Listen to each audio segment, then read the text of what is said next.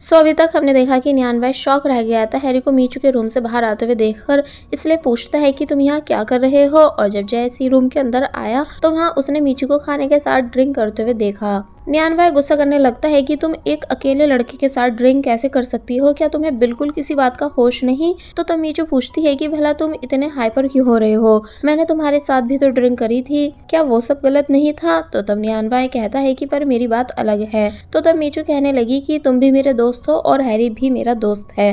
Well scene cut होता है और अब हम मीचू एंड न्यानवाई को एक बार फिर मिस्टर जैन से बात करते हुए देखते हैं, जहाँ मीचू समझा रही थी कि हम आपका यूज़ नहीं करेंगे बल्कि सच में आपके आर्ट को अप्रिशिएट करेंगे। बट मिस्टर जैन तब भी नहीं मान रहे होते हैं। तो तब न्यानवाई कहता है कि अगर आप किसी को भी मौका नहीं दोगे तो आपका आर्ट फेमस कैसे होगा, एंड अगर ये फेमस नहीं हुआ तो लोग इसे सीखना ही क्यों पसंद करेंगे। तो तब मिस्टर जैन चुप हो गए क्योंकि उन्हें पता है कि ये कह तो सही रहा है।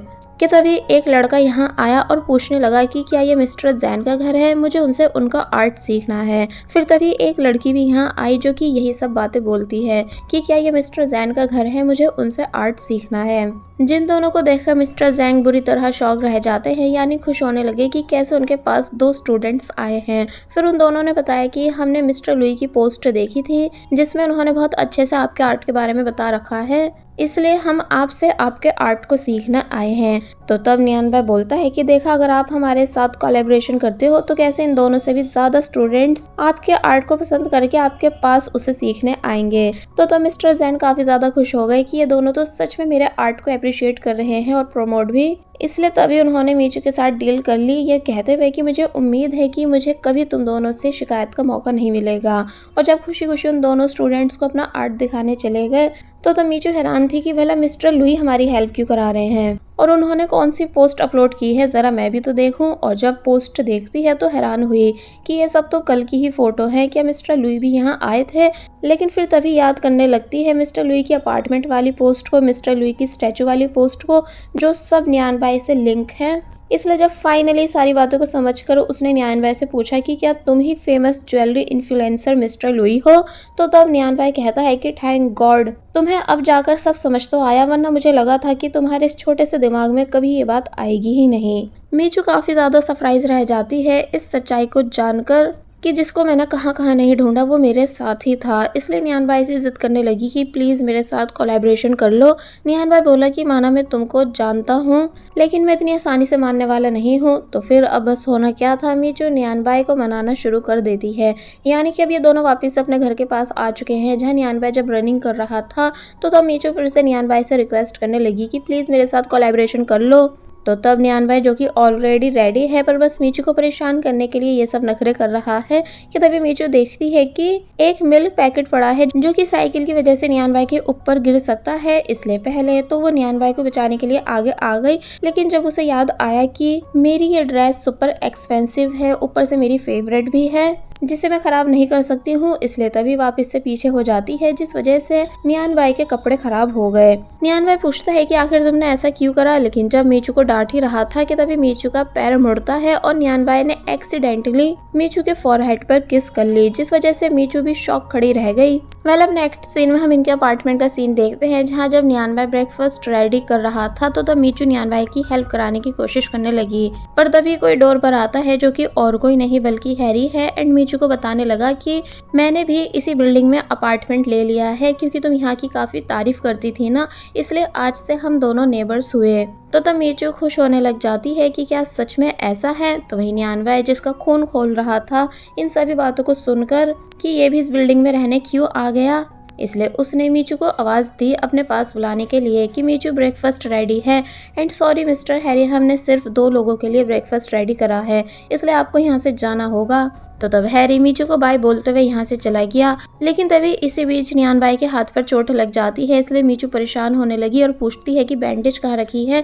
नियानबाई बताता है कि मेरे रूम में। तो तब मीचू बैंडेज ढूंढने रूम में आ गई जहाँ उसे एक बॉक्स दिखता है जिसे अब इससे पहले कि वो ओपन कर पाती लेकिन तभी नियान भाई आकर उसे रोक देता है। मीचू पूछने लगी कि भला तुमने ऐसा क्यों करा, तो तब बात चेंज करने के लिए वो कहता है कि मैं तुम्हारे साथ कोलैबोरेशन करने के लिए रेडी हूँ।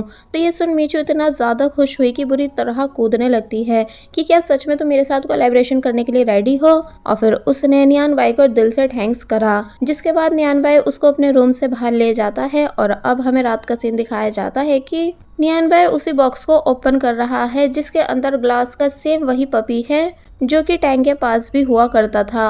और फिर बोला कि मीचू मुझे माफ़ कर दो क्योंकि मैं अभी तुम्हें बता नहीं सकता हूँ कि मैं ही टैंक हूँ। इसका मतलब टैंक मरा नहीं था बल्कि जिंदा है। फिर आगे बताता है कि मैं 1 साल पहले बच नहीं पाता, लेकिन वो तुम्हारी स्टेप मदर मिस रोज ही थी जिन्होंने मुझे मरने से बचाया था।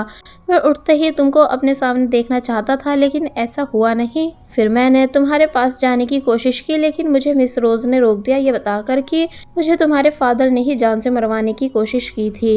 एक्चुअली मीचू हुआ फैमिली की खोई हुई वारिस है जिसको मिस्टर हान ने हाल फिलहाल में ही ढूंढा था। और अब क्योंकि उन्हें लगा था कि टैंक मीचू के क्लोज उसकी प्रॉपर्टी की वजह से आया है, इसलिए उन्होंने टैंक को जान से मरवाने की कोशिश की थी। टैंक बुरी तरह टूट गया इस बात को जानकर, क्योंकि मीचू को वो काफ़ी टाइम पहले से पसंद करता था, यानी मिस्टर हान के मीचू को ढूंढने से पहले से। इसलिए वो ऐसे कैसे प्रॉपर्टी की वजह से मीचू के क्लोज आ सकता था।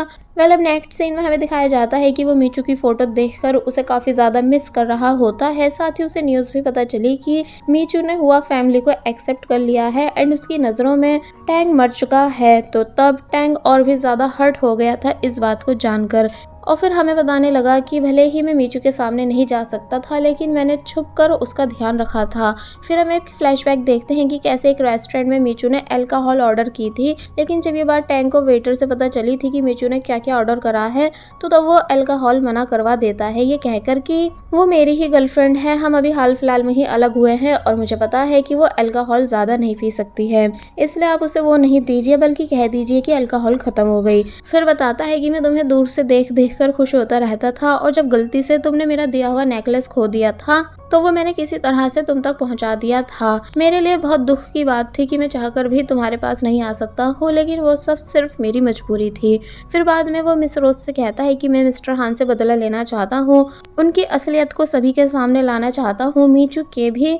तो तब मिस रोज कहती हैं कि पर ऐसा करना काफ़ी डेंजरस है, यानी अगर मिस्टर हान को पता चल गया कि तुम जिंदा हो तो तुम इमेजिन भी नहीं कर सकते कि वो तुम्हारे साथ क्या करेंगे, इसलिए तुम सभी से छुपकर मेरे साथ रहो, हम दोनों मिलकर बिजनेस स्टार्ट करेंगे और हमेशा खुश रहेंगे। बट टैंक माना नहीं था, बल्कि उसने मिस रोज से हेल्प मांगी थी मिस्टर हान के घर में घुसने के लिए। फिर अब हमें वो उस दिन के बारे में बताता है कि कॉफिन में मैं नहीं था बल्कि सेम मेरी दिखने वाली डमी थी, जिस वजह से लोगों को मेरी डेथ रियल लगी थी। पर जब मैंने वहाँ पर मीचू को बहुत ही ज़्यादा बुरी तरह रोते हुए देखा था तो मैं खुद पर कंट्रोल नहीं कर पाया था एंड उसके सामने आ गया था। फिर बस जब जब मीचू मेरे सामने आती रही तब मैंने बहुत कोशिश करी नियान भाई के कैरेक्टर में रहने की, लेकिन मीचू को हक करने से किस करने से मैं खुद को रोक नहीं पाता था। पर कोई नहीं, एक बार मेरा मिशन कंप्लीट हो जाए, यानी मैं मिस्टर हान की सच्चाई सबके सामने ले आऊँ, फिर मैं मीचू को बता दूंगा कि मैं ही उसका टैंक हूँ।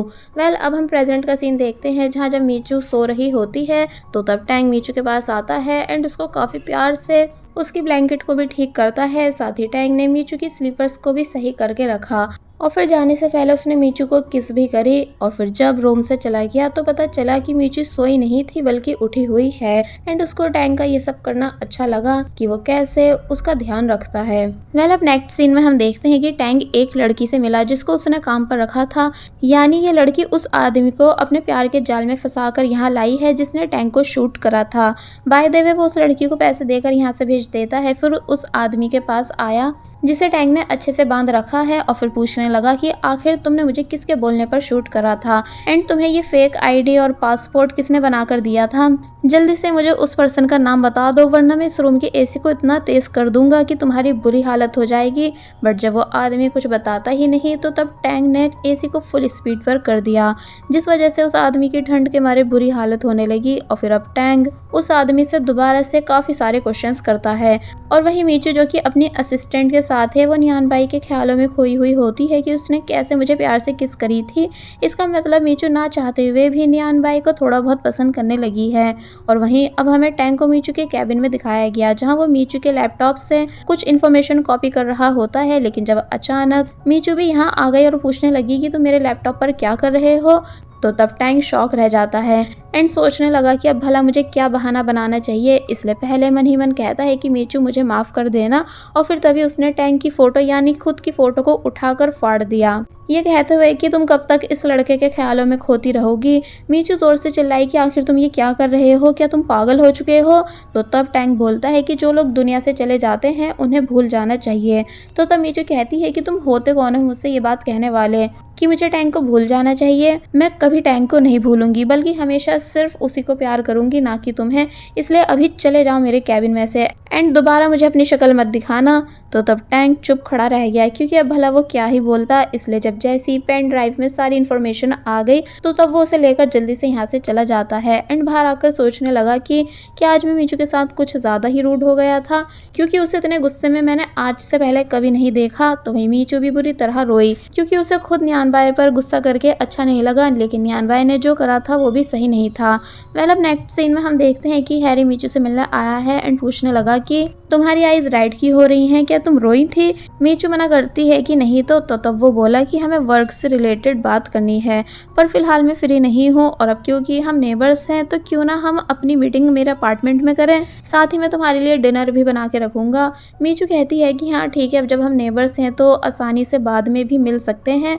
जिसके बाद अब रात में हम मीचू को हैरी के अपार्टमेंट में देखते हैं, जहां हैरी ने काफ़ी कुछ बना रखा था जो सब मीचू को काफ़ी ज़्यादा पसंद आया। लेकिन जब मीचू वॉशरूम गई एंड उसके मोबाइल पर नियान बाई की कॉल्स आने लगी तो ये देखकर हैरी चिढ़ जाता है। इसलिए तभी मीचू के मोबाइल को साइलेंट करके अपनी पॉकेट में छुपा कर रख लेता है। मीचू जब वॉशरूम से वापस आती है तो अपने मोबाइल के बारे में पूछने लगती है, तो तब वो कहने लगता है कि तुम्हारे मोबाइल की चार्जिंग खत्म हो चुकी थी, इसलिए मैंने उसे चार्जिंग पे लगाकर अपने रूम में रख दिया है। खैर छोड़ो, तुम ये न्यू वाइन टेस्ट करो जो कि तुम्हें पक्का पसंद आएगी। मीचू उस वाइन को टेस्ट करती है जो कि काफ़ी ज़्यादा अच्छी थी, इसलिए वो उसकी तारीफ करने लगी। पर अब क्योंकि हैरी ने वाइन में कुछ मिला रखा था, इसलिए मीचू बुरी तरह ड्रंक हो जाती है एंड उल्टी सीधी हरकतें करने लग जाती है। हैरी के अपार्टमेंट में कुछ छोटे छोटे टॉयज रखे थे जिनसे मीचू बातें करने लगती है एंड उन्हें उल्टा सीधा बोल रही थी। तो कभी पागलों की तरह हंस रही थी, तो कभी फाइटिंग करने की एक्टिंग कर रही थी। तो वहीं टैंग जो कि बहुत ज़्यादा परेशान है कि आखिर मीचू अभी तक घर क्यों नहीं आई, ऊपर से कॉल्स का आंसर भी नहीं दे रही है, इसलिए वो मीचू को ढूंढते हुए बाहर आ गया एंड मीचू की असिस्टेंट को कॉल करता है। असिस्टेंट ने बताया कि मैम तो मिस्टर हैरी से मिलने गई थी। तो तब टैंग हैरी की विंडो की तरफ देखने लगा जहां लाइट ऑन है, इसलिए परेशान होने लगा कि कहीं मीचू किसी मुसीबत में तो नहीं है। तो वहीं मीचू जो कि अब बेहोश हो चुकी थी एंड मीचू को लेटाने के बाद हैरी उसे काफ़ी अजीब तरीके से देख रहा था कि जैसे कुछ गलत करने वाला हो, और बोला भी कि आज से तुम हमेशा के लिए मेरी हो जाओगी, यानी कि सिर्फ मेरी। और बस फिर इसी सीन के साथ ये पार्ट यहीं पर एंड हो जाता है। There was a time when you had me falling to the ground. For next part, please subscribe my channel and hit the bell icon. Thank you.